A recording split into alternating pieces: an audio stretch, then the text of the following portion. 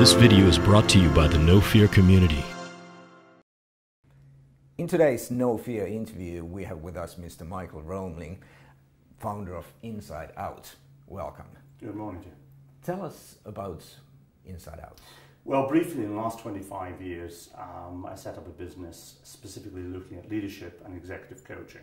Got about 26,000 hours executive coaching, but the last 5 years we've specifically looked at inspirational behavioralism. That is looking at the strategic part of the business and matching the behavioralism, pulling it together as one, using executive coaching and other tools as well. The No Fear book tries to establish a new approach to leadership to replace the old hierarchical command and control kind of an approach.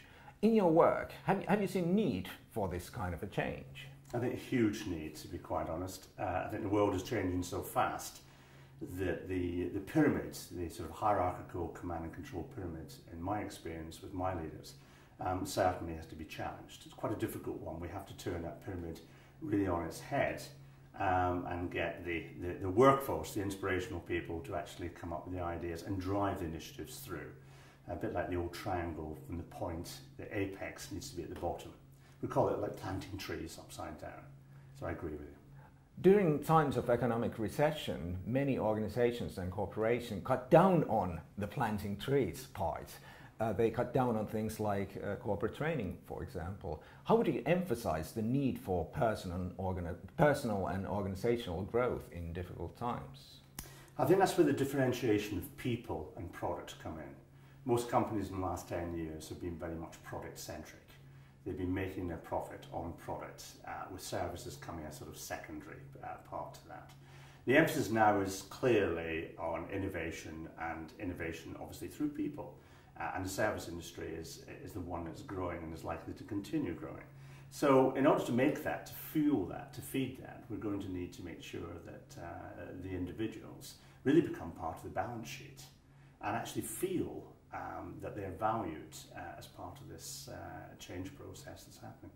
No Fear talks about digital cowboys, a generation born after 1985, people, young individuals who grew up with the internet and mobile technologies and who are now starting to change the corporate workplace. Have you seen this phenomenon in your work? Yes, I've started to see it. I'm not too sure that CEOs actually understand it, excuse me, or know how to necessarily manage it, though a lot would say they do. But yes, it's definitely coming through, and it's moving at a pace. Why is it that today's business leaders are not yet ready to lead digital cowboys? I think there's a fear culture. The old command and control style suggests that with the MBAs and the experience and so forth, that one has to achieve the CEO status, that a young 20-something-year-old person really doesn't have that experience, has knowledge in his or her particular sphere. And it's encouraging that environment to let these people grow. That's a big ask for some of the CEOs under the pressures they're under at the moment. So it really is about helping the top team, as it were, create a new environment for some of these digital cowboys, as you call them.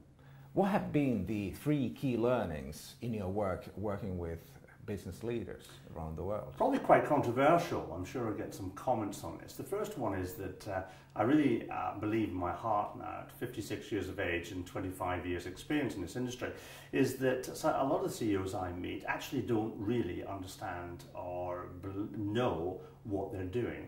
That's quite challenging, I'm sure, but I can certainly back that up at some time. The second one is that it's creating this culture.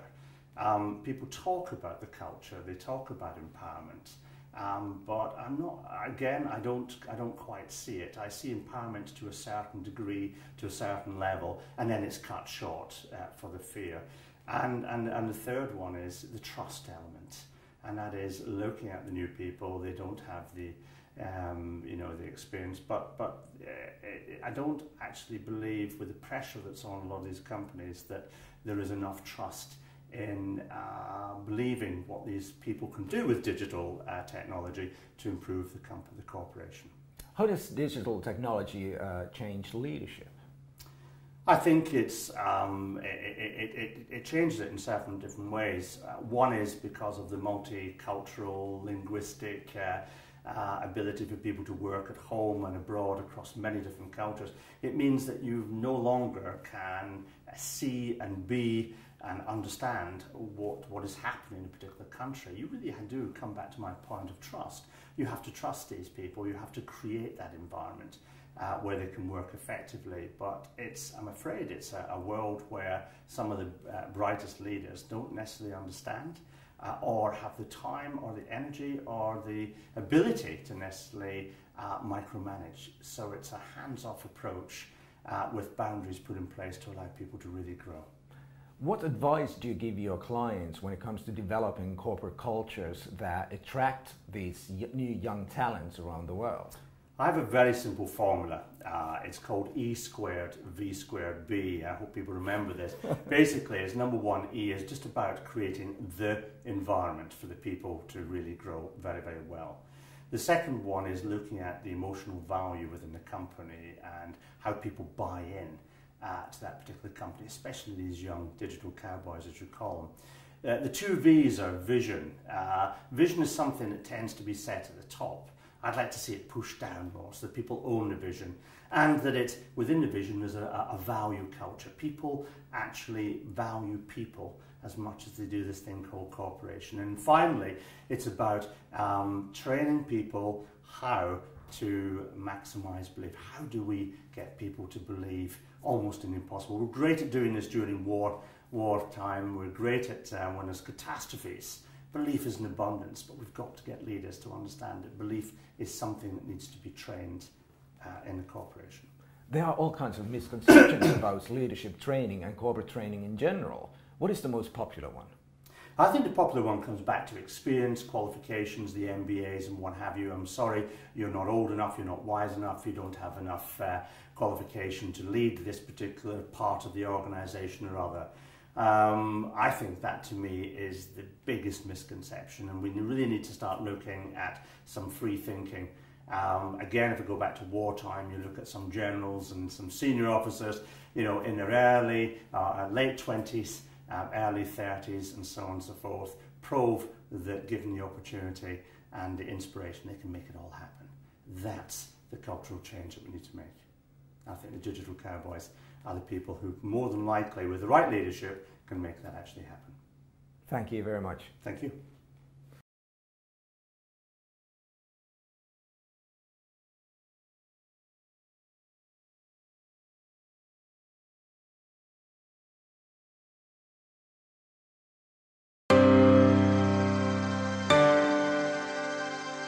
This video is brought to you by the No Fear community.